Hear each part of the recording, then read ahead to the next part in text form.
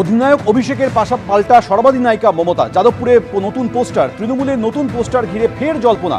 অভিষেকের ছবি দেওয়া পোস্টারের পর যাদবপুরে মমতার ছবি দেওয়া হোর্ডিং, হলুদ রঙের নতুন হোর্ডিংয়ে লেখা রয়েছে সর্বাধিনায়িকা জয় হে।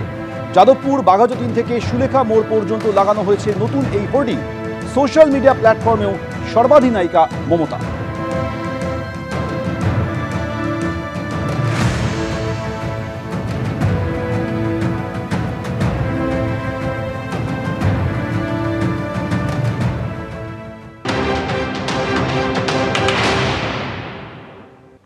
ভাই, হোর্ডিং রাজনীতি এতে কি পরিবর্তন হয়? পশ্চিমবাংলায় যার পয়সা আছে চারটে হোর্ডিং লাগিয়ে দেয়, যাকে কেউ চেনে না, যে জীবনে রাজনীতি করেনি, যে সমাজের জন্য কিছু করেনি, তারও বড় বড় হোর্ডিং আমরা দেখি।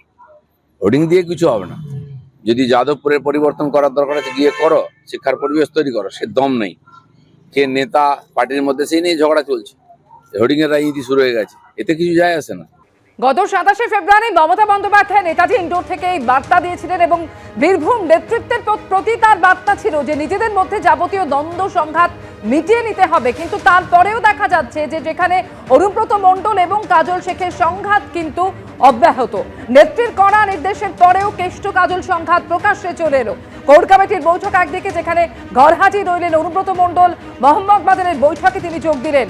দেউচা পাঁচামি নিয়ে মোহাম্মদবাজারের বৈঠকে যোগ দিলেন অনুব্রত মণ্ডল। অন্যদিকে পাল্টা কাজল শেখ বলছেন যে এরকম কোনো বৈঠকের কথা জানাইনি। ঘটনাটা হচ্ছে অনুব্রত মণ্ডল একটা বিশেষ, যেটা জানা গিয়েছে, দেউপা পাঁচামির একটি বিশেষ মিটিং এর জন্য তিনি আজকের ওই মিটিং এ থাকতে পারেননি। অন্য সদস্যরা আছেন সবাই। এবং বীরভূম মমতা বন্দ্যোপাধ্যায়ের নির্ধারিত পথে এবং তার নির্দেশে সবাই একসঙ্গে মিলেই কাজ করবে এবং সংগঠনও দেখবে। আজকের হঠাৎ অনুপস্থিতি, এটার মধ্যে কোনো বিশেষ তাৎপর্য নেই। না না, একদমই নেই। সবাই একসঙ্গে। অনুব্রত মণ্ডলের যেটা জেলা অফিস, সেখানেই মিটিং হচ্ছে। অন্যরা আছেন। অনুব্রত বাবু, আমরা যা খবর পেয়েছি, উনিও বলেছেন একটা বিশেষ মিটিং এর জন্য থাকতে পারে। তৃণমূল কংগ্রেস আসলে যে একটা প্রাইভেট লিমিটেড কোম্পানি, এবং বাকি যারাই নিচে কাজ করে তারা সবাই হচ্ছে কোম্পানির চেয়ারম্যান এবং ম্যানেজিং ডিরেক্টরের চাকর বাকর। এখন ওই দলের মাথাতেই তো কে অধিনায়ক আর কে সর্বাধিনায়ক তাই নিয়ে দ্বন্দ্ব চলছে। এবং আমরা তো ইতিমধ্যেই দেখেছি যে কেষ্ট মণ্ডলের হাতে আর কেষ্ট মণ্ডলের সুদর্শন চক্র নেই, সুদর্শন চক্র কাজল শেখ হাতে নিয়ে ঘোরাচ্ছে।